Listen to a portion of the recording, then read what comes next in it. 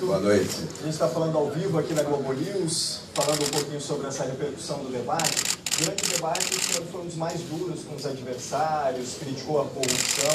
Eu queria saber do senhor se essa é uma estratégia para tentar evitar o voto útil já no primeiro turno e tentar atrair o voto dos indecisos. Não, é uma história de vida. Combater a corrupção é a minha prioridade, desde sempre. Desde o governo do Estado, o Senado Federal.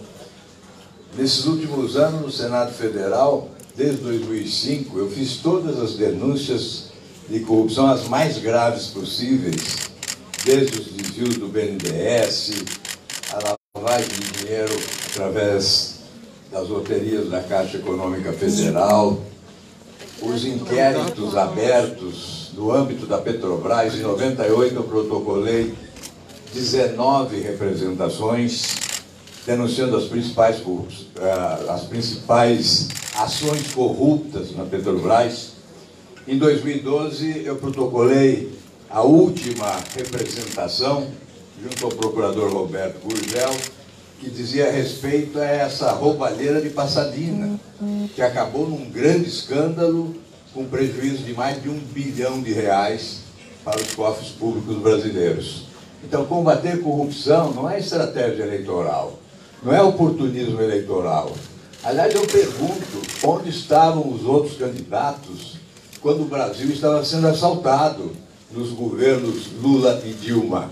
Eu estava no enfrentamento, denunciando a corrupção, sempre dizendo: o escândalo de hoje faz esquecer o de ontem e espera o de amanhã para ser esquecido. Se as providências tivessem sido tomadas em tempo, nós não estaríamos assistindo a este rombo enorme nas contas públicas brasileiras, que afeta terrivelmente o desempenho da nossa economia. Candidato, boa noite. Pois não. Queria saber se você conseguiu entregar o papel com a pergunta para o Fernando Haddad e qual era a pergunta. Eu vou mostrar para vocês, acho que vocês podem fotografar. Assim, o presidente lá em Curitiba, ele pode ver antes de chegar até ele. Quer que eu leia? Sim. É que a minha letra não é letra de médico, mas Lula, quem mandou matar Celso Daniel e as 7 testemunhas do crime? Você sabe. Essa é a pergunta. Essa é a pergunta. A pergunta que não pode deixar de ser feita. A pergunta que o povo brasileiro deve fazer. Houve um rastro do crime, do Toninho do PT em Campinas, do Celso Daniel. As 7 testemunhas têm os seus corpos sepultados no túmulo da impunidade petista. E os irmãos do Celso Daniel foram obrigados a deixar o país com medo de serem assassinados também.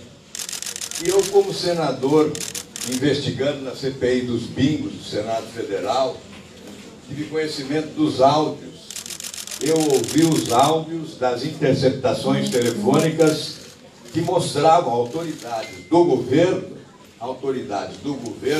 orientando testemunhas para evitar que um crime político se tornasse crime político e, ao invés disso, fosse considerado um crime comum. Todos nós sabemos que foi crime político, mas é um crime que ainda não foi desvendado. Portanto, há um rastro de sangue na impunidade de tempos difíceis, onde se consagrou no país a incompetência administrativa, a corrupção e a marginalidade. Isso precisa ser explicado. Você tem um minuto, senador. Pois não. Aqui é Pedro Venceslau do Estadão. O senhor poupou o tempo todo o Bolsonaro, não só nesse debate, como na campanha inteira. Na eventualidade do senhor não ir para o segundo turno, o senhor vai apoiar o Bolsonaro? Olha, ele foi poupado porque não apareceu. Eu não vou atacar fantasmas. Aliás, tem muita gente com medo de fantasma. Fantasma da extrema esquerda, fantasma da extrema direita. E esquece os seres humanos que estão ao centro, inclusive em parte da mídia nacional, que falam 24 horas por dia sobre fantasmas da extrema esquerda e da extrema direita, e não falam que existe inteligência ao centro. Existe um caminho ao centro, porque não é para a direita que se caminha, não é para a esquerda que se caminha nesse momento difícil do Brasil, é para a frente que se caminha, na construção do futuro do nosso país. É isso que nós desejamos.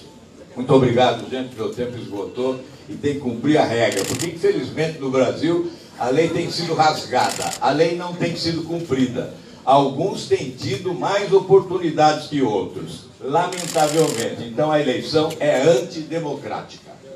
Muito obrigado.